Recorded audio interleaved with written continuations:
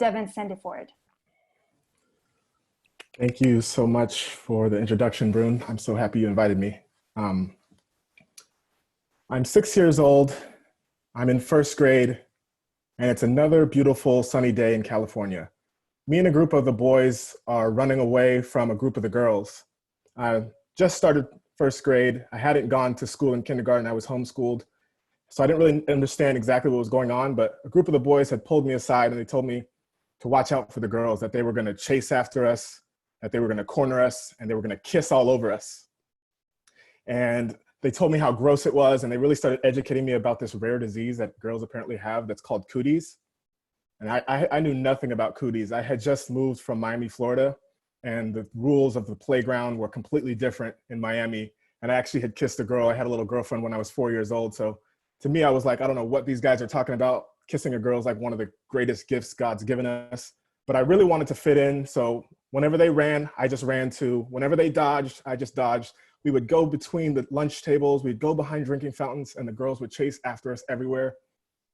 And this was the game we played every day. And as we were playing the game though, I noticed that like, I always got away. Like I never had anybody even get close to me. And I was like, I'm pretty fast, but I just feel like I'm not that fast. So I started slowing down a bit. And I noticed over the next few days that it seemed like nobody was chasing me at all. And even when I got caught in corners with other boys, none of the girls would ever kiss me. They actually wouldn't even come close to me. They wouldn't touch me. And I realized that the girls were afraid of me. And I didn't understand why this was, because I thought the boys had told me that the game was that the girls would chase the boys and they would try and kiss the boys once they caught us. And no matter how many times I got close to getting caught, none of the girls ever kissed me. And this really, really was painful for me to feel so different from the rest of the boys. But I said, you know what, I can work with this. I can just turn this into a game of its own. And I decided that instead of waiting to get chased by the girls, I would chase after them and make that a big joke. And I started to chase after the girls, and sure enough, whenever I chased them, I could see that there was like just horror in their eyes. Like they were really afraid of me catching them. And it felt like actually that I had the rare disease. And that was really painful for me to go through. And I wanted to talk to somebody in my family about how painful it was. But I didn't want to talk to my dad because we had moved to this town in California for him to teach at this school. And I didn't want him to feel guilty that I hated the school. And I wanted to talk to my mom. She had homeschooled me. She taught me to read. We had this close bond. But earlier that year, before we had left Miami, my mom's brother was shot and killed by the cops on the front lawn of my grandparents' home. And my mom and my grandma were inside when it happened. And even though my mom smiled through it all, I could just sense how heavy that was for her. And I didn't want to add my little burden of some 6-year-old girls to her real burden. So I figured if she can smile and live through her brother's death, I could smile and joke and live through these 6-year-old girls' stares. So I just continued to play the game, and I would actually moon the classroom. I'd pull down my pants and show them my butt, and everybody would laugh, and the guys thought I was the hero because all the girls were afraid of me when we played the game. But none of them actually knew that I wasn't trying to be a hero, that I was just trying to cover up my pain. And I just always reminded myself that if my mom could smile through her brother's death, that I could smile through this. And I could smile through the moment where I was walking home from my friend's house 5 minutes away, and I was stopped at 13 years old, stopped, questioned, and driven home in the back of a police car because he wanted to make sure I belonged in that neighborhood, which was my own neighborhood. And I said I could just pretend like all these things didn't happen, and that was fine with me. Except that it really wasn't fine. I really wanted to open up and share with somebody, and it hurt so much that I felt like I had to go through this alone.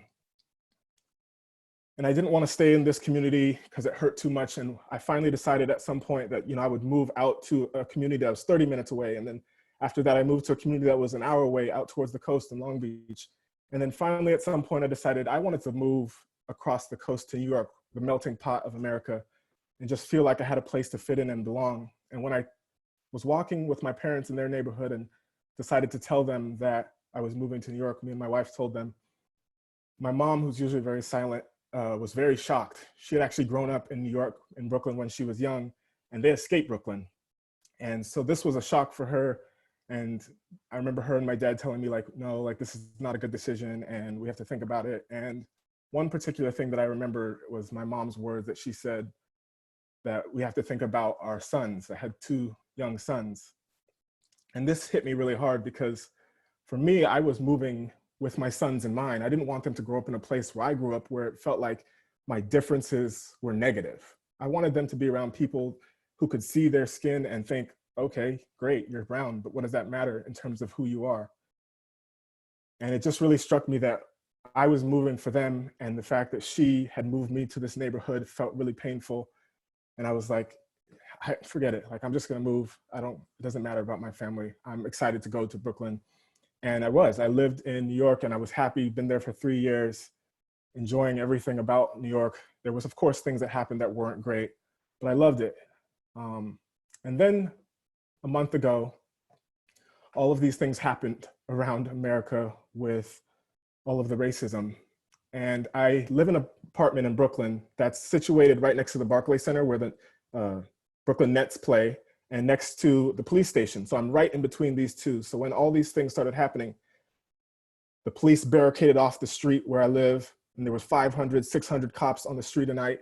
And anytime I went outside the house, I just felt the tension in the air, and I just felt like any moment that, there was a loud sound that there could be something wrong. Or anytime my son went out and started just pretend fighting in the air, I'd tell him, stop, like, we're not doing that right now.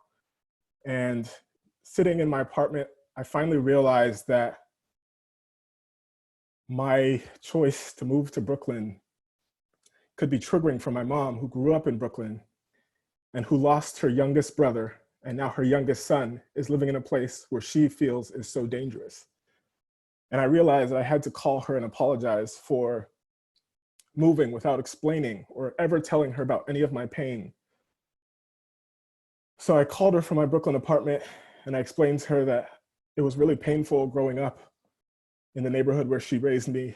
And I explained to her all the pains that I had felt, and that it was really hard to never have heard about my uncle's life or about his death. Nobody in my family ever shared about that. And that was really confusing for me as a 6-year-old. And my mom thanked me for sharing and for apologizing and for knowing that that would be a trigger for her. And then she did something I wasn't expecting. She told me about her brother's life and about her brother's death.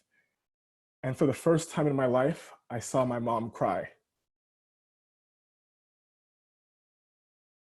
And that moment was so powerful for me because I had been waiting for the time where she would open up and share to me since I was 6 years old.